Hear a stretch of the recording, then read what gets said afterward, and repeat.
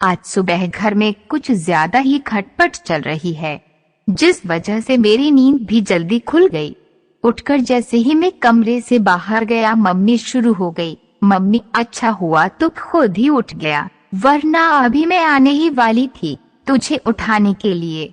चल अब खड़ा मत रह, जल्दी से तैयार हो जा। मुझे पता था कि कहाँ जाना है, लेकिन फिर भी मैंने मम्मी से पूछा, आरव क्यों? मम्मी, अच्छा अब कोई नाटक फिर करने की सोचना भी मत, जा जल्दी तैयार हो जा। आरव, अरे माँ तुम कैसी बात कर रही हो? पहले लड़की की फोटो मंगवाते हैं, उन्हें अपना भेजते हैं, उसके बाद परिवार वाले मिलने जाते हैं। तुमने देखा है? नहीं, किसी ने नहीं देखा और कल से पीछे पड़ी हो जाना है। वहां जाकर हमें अगर कुछ पसंद नहीं आया तो फिर मम्मी, अरे मैं तेरी माँ हूँ और कितनी खूबसूरत लड़कियों की फोटो मंगवाई है, तूने कोई पसंद की कहीं गया मिलने? और वैसे भी हम तो मामा के यहाँ जा रहे हैं, उनके यहाँ पूजा में, वहाँ वो भी आएंगे। मामा ने देखा है और अभी हम लोग कोई लड़के देखने या रिश्ते की बात करने नहीं जा रहे हैं, बस देख लेंगे, पसंद आया तो सोचेंगे। मामा करीब 50 किलोमीटर दूर रहते हैं। मामा ने गांव में अच्छा सा घर बनाया है नया, उसी के गृह प्रवेश की पूजा है।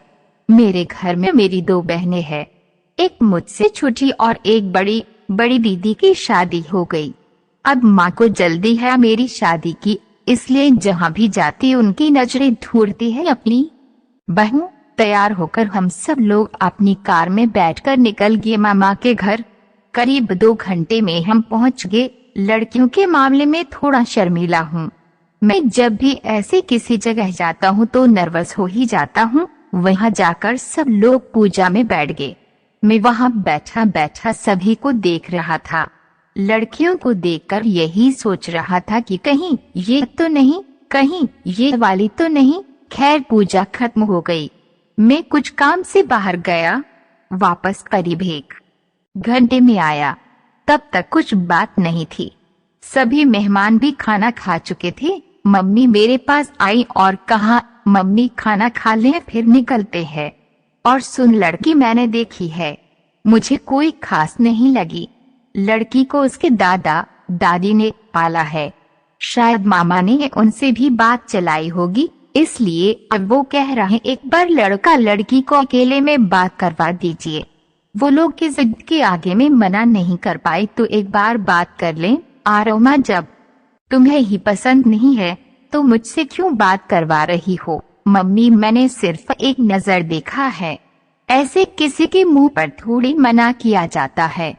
तू बात कर ले, फिर बाकी मैं संभाल लूंगी। मैं घर के बाहर एक गार्डन में बेंच पर बैठा, माँ ने कहा कि तू यही बैठ, मैं उसे यहीं भेजती हूँ।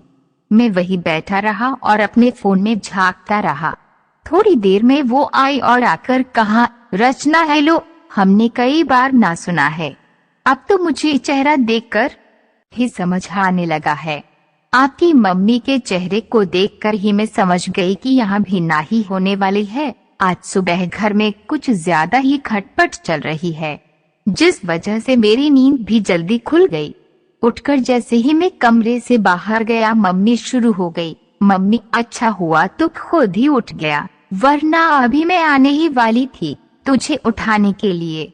चल अब खड़ा मत रह, जल्दी से तैयार हो जा। मुझे पता था कि कहाँ जाना है, लेकिन फिर भी मैंने मम्मी से पूछा, आरव क्यों? मम्मी, अच्छा अब कोई नाटक फिर करने की सोचना भी मत, जा जल्दी तैयार हो जा। आरव, अरे माँ तुम कैसी बात कर रही हो? पहले लड़की की फोटो मंगवाते हैं, उन्हें अपना भेजते हैं, उसके बाद परिवार वाले मिलने जाते हैं। तुमने देखा है? नहीं, किसी ने नहीं देखा और कल से पीछे पड़ी हो जाना है। वहां जाकर हमें अगर कुछ पसंद नहीं आया तो फिर मम्मी, अरे मैं तेरी माँ हूँ और कितनी खूबसूरत लड़कियों की फोटो मंगवाई है, तूने कोई पसंद की कहीं गया मिलने? और वैसे भी हम तो मामा के यहाँ जा रहे हैं, उनके यहाँ पूजा में, वहाँ वो भी आएंगे। मामा ने देखा है और अभी हम लोग कोई लड़के देखने या रिश्ते की बात करने नहीं जा रहे हैं, बस देख लेंगे, पसंद आया तो सोचेंगे। मामा करीब 50 किलोमीटर दूर रहते हैं। मामा ने गांव में अच्छा सा घर बनाया है नया, उसी के गृह प्रवेश की पूजा है। मेरे घर में मेरी 2 बहनें हैं, एक मुझसे छोटी और एक बड़ी। दीदी की शादी हो गई। अब माँ को जल्दी है मेरी शादी की, इसलिए जहाँ भी जाती उनकी नजरें ढूंढती है अपनी बहू। तैयार होकर हम सब लोग अपनी कार में बैठकर निकल गए मामा के घर।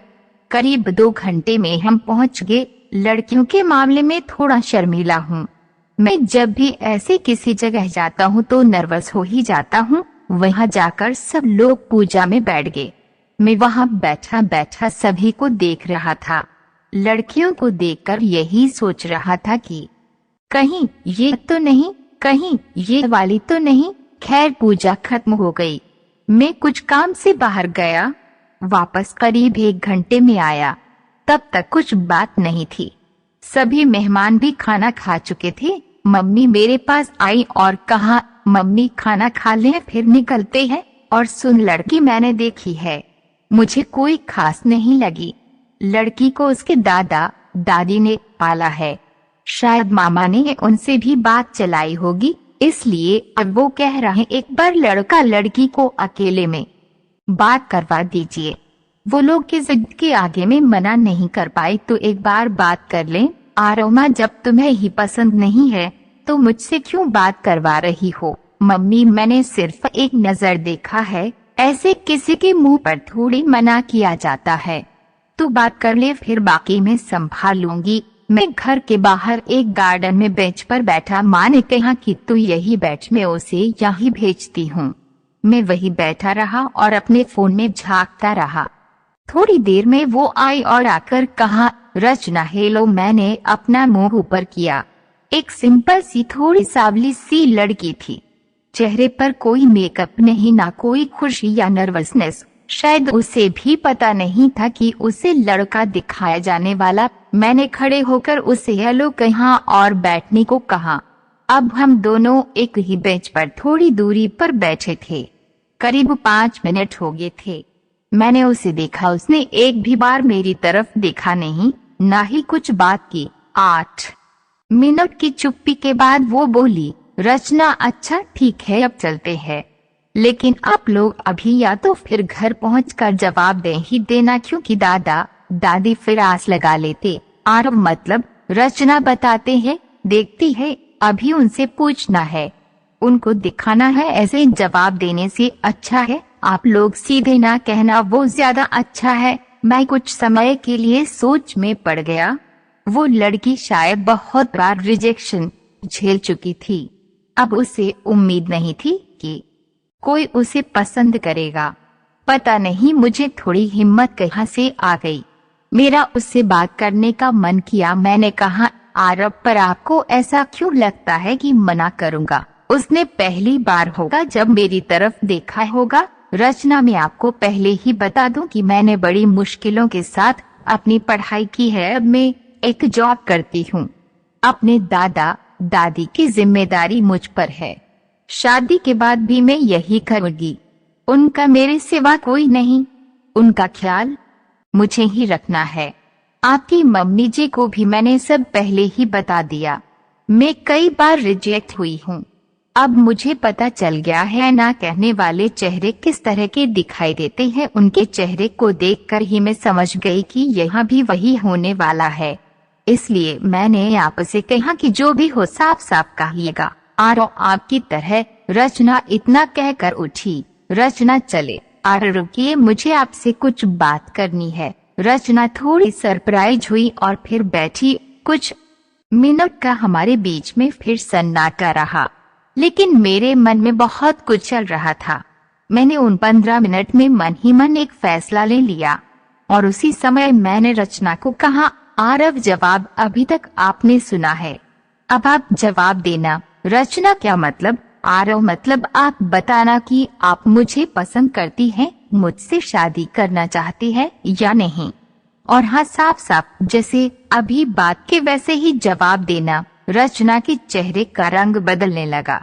चेहरे पर जो बेरुखी थी अब वो धीरे धीरे शर्म और हंसी में बदलती दिख रही थी। रचना, इतना जल्दी भी मत कीजिए, अपने घर वालों से बात कर लीजिए।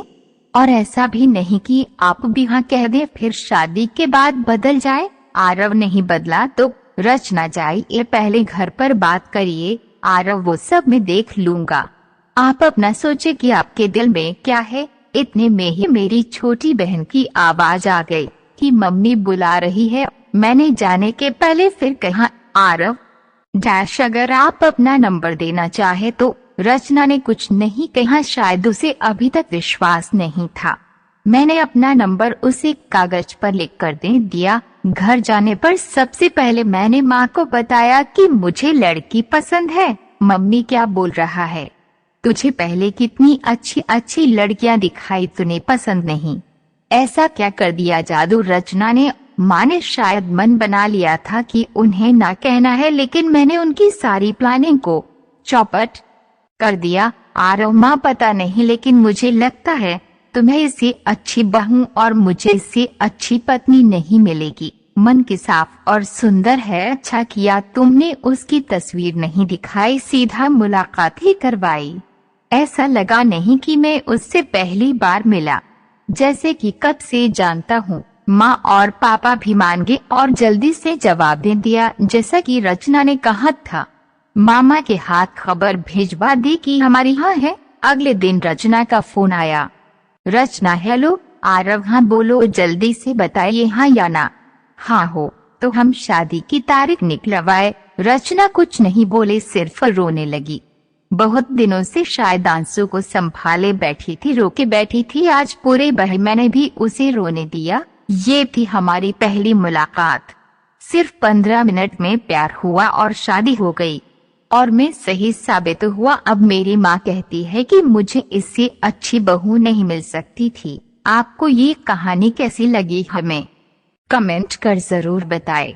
इसी तरह की अच्छी कहानियाँ आप यहाँ पर पढ़ सकते हैं। यहाँ उपस्थित शिक्षाप्रद कहानियाँ आपका मनोरंजन करने के साथ दिशा भी देंगी। तो बने रहिए हमारे